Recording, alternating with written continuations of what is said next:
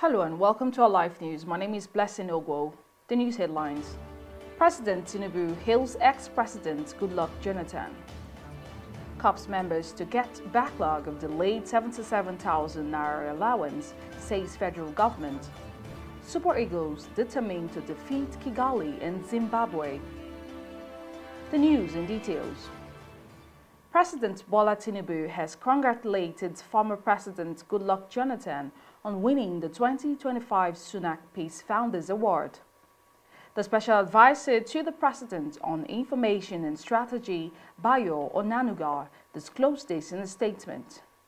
He said President Tinubu commended His Excellency Goodluck Jonathan for his consistent advocacy for peace and democracy, describing it as a patriotic effort that has earned him global recognition. The President states that Dr. Jonathan's winning the Sunak Peace Award affirms his bold efforts in peace building and promoting democracy in Africa and beyond.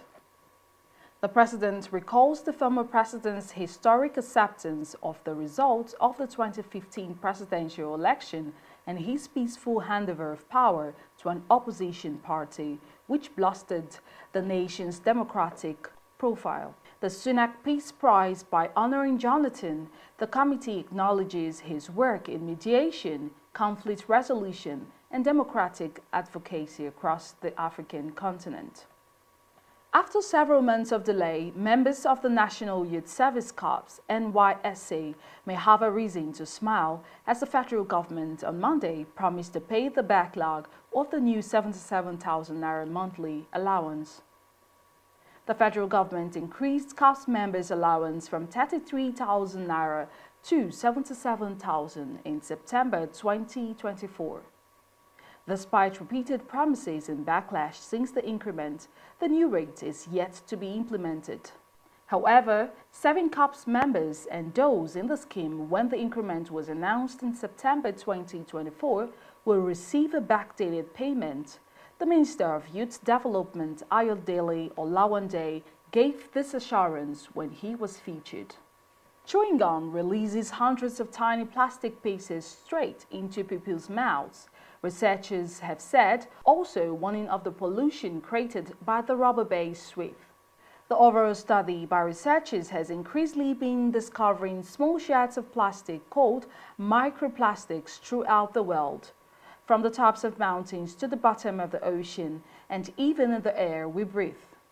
There have also been discovered microplastics riddled throughout human bodies, including inside our lungs, blood and brains, sparking fears about the potential effects they could be having on health. Sanjay Mohanty, the lead researcher behind the new study, says he'll never alarm the people yet. The Super Eagles of Nigeria recently played the crucial 2026 World Cup qualifier against Rwanda in Kigali and was a thrilling match. The Nigerian team, led by coach Eric Chell, secured a 2-0 victory over Rwanda. Appraisals acknowledges Victor Osimhen. This win was a significant boost to Nigeria's World Cup qualification hopes, and the team's performance was praised by fans and officials alike. The National Sports Commission (NSC) chairman Malam Shehu Diko was overjoyed with the victory and commended the team for their hard work and dedication. The Super Eagles are now fourth in Group C with 6 points, and they are currently facing Zimbabwe in their next match. And on the foreign scene, U.S. President Donald Trump on Tuesday ordered tighter controls on federal elections, including requiring proof of citizenship when registering to vote, as the Republican continues to attack a system that insists remains titled against him. Experts swiftly denounced his executive order as an abuse of presidential power that could ultimately prevent millions of Americans from casting ballots, and rights groups already have vowed to challenge it in court.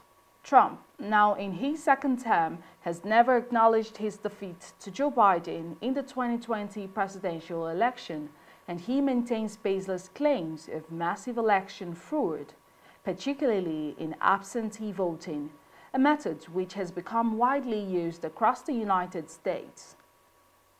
The new rules will require proof of citizenship to be presented through documents such as a passport when registering to vote in one state of residence.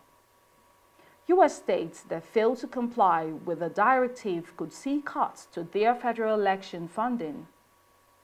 According to the executive order, the Attorney General will be empowered to take all necessary action against states that violate these provisions by including absentee or mail-in ballots received after Election Day in the final tabulation of votes. Thank you for listening. This is Alive News. My name is Blessing Ogwo.